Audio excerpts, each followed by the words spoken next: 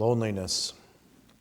Healthcare officials warn of the dangers of loneliness, the effects that it can have on our mental health as well as our physical health. We need each other. We need to be there for one another. People need that love and contact and care for one another. Sometimes to overcome loneliness, people turn to pets. They need that comfort, that love from a dog or a cat. During this COVID crisis, there are many who are worried about the effects of loneliness as we observe the stay-at-home order, we observe the social distancing. There are many people who feel cut off from their family, from their friends, from their co-workers. Maybe some of you at home are struggling with loneliness as we seek to maintain contact with our loved ones through technology. Some of the saddest stories we see during this pandemic, we see nursing homes where elderly are lying alone, loved ones unable to come and visit. We look at hospitals where patients suffer alone as they battle this terrible illness. Loved ones cannot be by their side, holding their hand, offering a comforting touch or hug. We see funerals, grieving people standing there alone. How hard it is not to come up and offer that comforting hug to show that we are there for them. As Jesus is on the cross, what he is experiencing goes way beyond loneliness. Jesus has been abandoned. His friends have all deserted him. The night before Jesus is put to death, he predicted that this was going to happen. He told his disciples that they would leave him. He quoted from Zacharias, telling them, "They will strike the shepherd and the sheep will scatter." His disciples were adamant that this would never happen. They would go to their graves with him. They loved him so much, they would be on his side forever. And yet we know what happened. Hours later, 3 of Jesus' close disciples could not even stay awake with him for 1 hour to pray with him in the Garden of Gethsemane. One of Jesus' disciples betrays him for a few pieces of silver, while another disciple denies that he even knew Jesus, calling down curses upon himself to separate himself from Jesus and being one of Jesus' disciples. When Jesus is arrested, every single one of his friends, his disciples, run away, fleeing into the night, abandoning their Lord. But now, as Jesus is on the cross, he faces the greatest abandonment. He cries out, my God, why have you forsaken me?" Imagine being forsaken by God, being abandoned by God himself. Our rock, our fortress and strength, our ever-present help in trouble.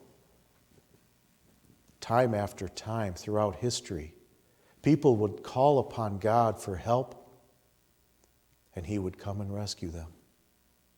God would send his angels to guard and protect his people. God would use his omniscience and his omnipotence to control the events of the history of the world, to make it so that things always work out for the good of those who love him, for his people. Surely, if there was ever anybody that deserved to be rescued by God, it would be Jesus. It would be now. God's one and only Son. Jesus, who at Jesus' baptism and transfiguration, we hear God speaking from heaven telling us, "This is my Son, whom I love, in whom I am well pleased." But where is God now? Jesus facing the greatest abandonment of them all.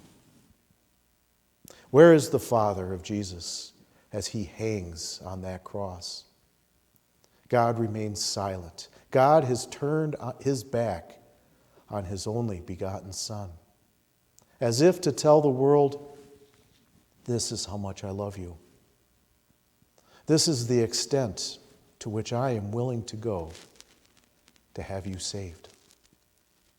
This is how much I love you and how badly I want you to be with me forever in heaven.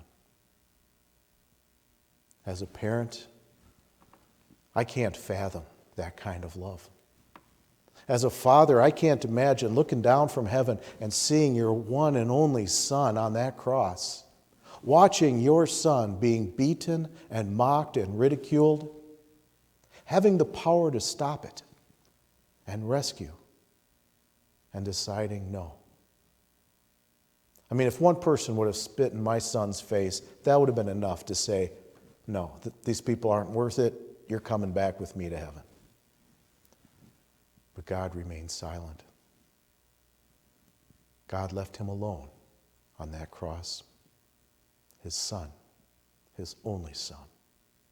That's the love that God has for those people, for his enemies, for the people that ruined his creation, for you and for me. We look at this scene of Jesus on the cross, and the people that are standing there, the people that are witnessing this scene unfold, have absolutely no idea of the magnitude of which they are witnessing. Some of them don't even understand what Jesus is saying. They think he's crying out for Elijah to come and help. Others think he must be crying for some relief for pain, and so they run out and get some wine vinegar on a sponge for him to suck on. Others are standing there gloating as they watch the lifeblood of the Messiah pour out of his body. Will we get to see a miracle? Others wonder, as if they're watching some magician or escape artist trying to cheat death. There he lays on that cross, hanging for you and for me, abandoned by God himself. As the light of the world is being snuffed out, darkness comes over the land. This phenomenon is witnessed and reportedly seen in Egypt, Greece, Rome, and even as far away as China. How fitting that is to see our sin-darkened world covered with darkness. Like a paramedic takes a blanket and covers over the body of an accident victim before placing him on the stretcher into the ambulance to be taken away, we see God taking a veil and covering the world and his Son. The light is gone.